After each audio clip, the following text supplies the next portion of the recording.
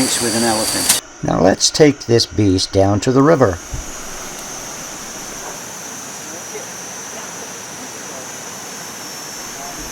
Well, taking care of an elephant can be a lot of work. It's real hot out here, so I've got this beautiful river behind me that I am going to dip myself into it.